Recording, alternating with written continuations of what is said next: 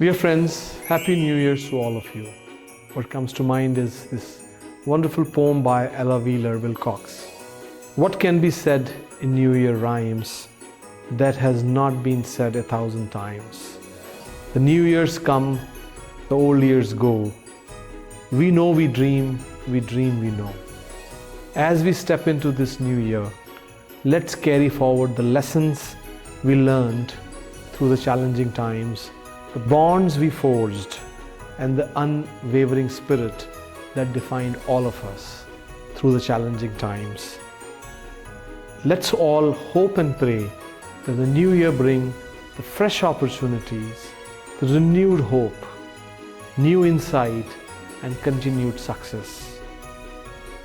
Let's embrace the new challenges with resilience and optimism. I sincerely hope and pray the unrest and war in the world that we see today would end soon, and that 2024 will bring peace, sanity, and prosperity for all of us. I hope that in the coming year, we all learn to behave responsibly, because most of the challenges we see around us are certainly man-made.